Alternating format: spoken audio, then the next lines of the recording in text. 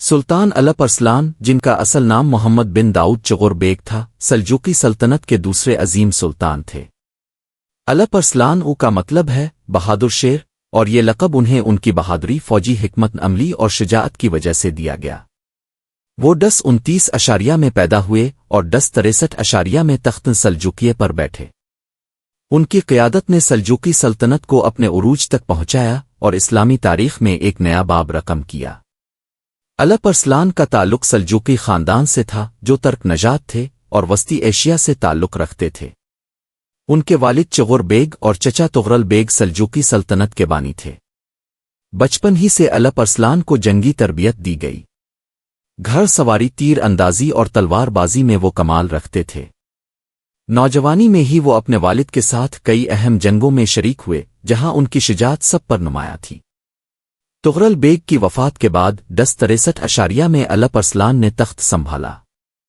شروع میں انہیں اندرونی بغاوتوں کا سامنا کرنا پڑا کیونکہ کئی سردار سلطنت پر قبضہ کرنا چاہتے تھے، لیکن الپ ارسلان نے بہترین حکمت عملی اور مضبوط قیادت کے ذریعے تمام باغیوں کو شکست دی۔ ان کی فوجی طاقت اور انتظامی صلاحیت نے انہیں بہت جلد ایک مضبوط حکمران بنا دیا۔ سلطان الپ ارسلان کی سب سے بڑی کامیابی ان کی شاندار فتوحات تھیں۔ ان کا مقصد صرف زمینیں فتح کرنا نہیں تھا بلکہ اسلامی ریاست کو مضبوط کرنا اور مسلمانوں کو متحد کرنا تھا۔ الپ ارسلان نے بازنطین سلطنت کے خلاف کئی کامیاب جنگیں لڑی۔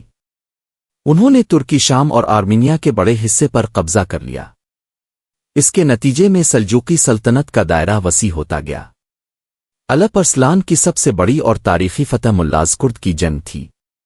یہ جنگ 26 اگست 1071 کو سلجوقی سلطنت اور بازنطین سلطنت کے درمیان لڑی گئی۔ بازنطین فوج کی قیادت شہنشاہ رومانوس چہارم ڈائیجینس کر رہے تھے، جبکہ الپ ارسلان خود اپنی فوج کی قیادت کر رہے تھے۔ بازنطین فوج کی تعداد تقریباً 2 لاکھ تھی، جبکہ الپ ارسلان کے پاس صرف 40,000 سپاہی تھے۔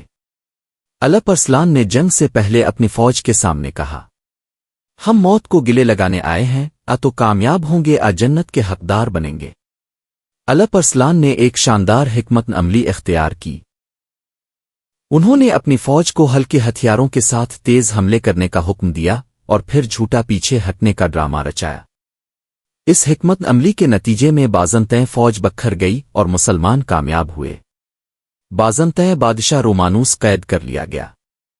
الپ ارسلان نے ان کے ساتھ انتہائی رحم دلی کا مظاہرہ کیا اور کہا، اگر تم میرے ہاتھوں مارے جاتے تو تمہارا نام مٹ جاتا، لیکن میں نے تمہیں زندہ چھوڑا تاکہ دنیا جان لے کہ الپ ارسلان اپنے دشمنوں کے ساتھ بھی انصاف کرتا ہے۔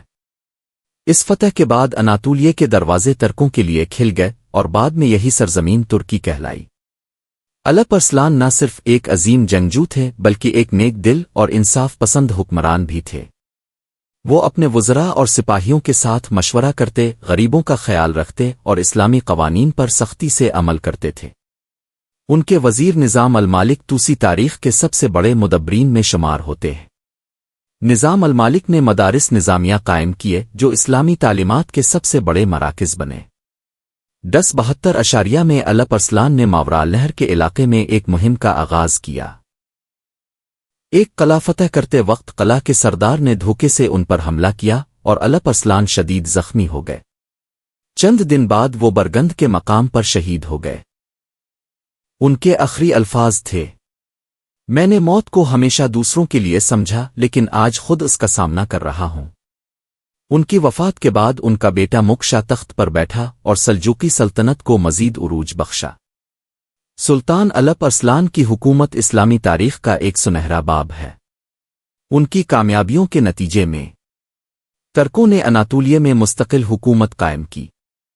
سلجوقی سلطنت اسلامی دنیا کی سب سے بڑی طاقت بنی۔ مسلمانوں میں اتحاد پیدا ہوا اور اسلامی علوم کو فروغ ملا۔ الپ ارسلان کی زندگی ایک عظیم مثال ہے کہ بہادری، ایمان، انصاف اور حکمت عملی کے ذریعے ایک کمزور فوج بھی طاقتور دشمنوں کو شکست دے سکتی ہے۔ انہوں نے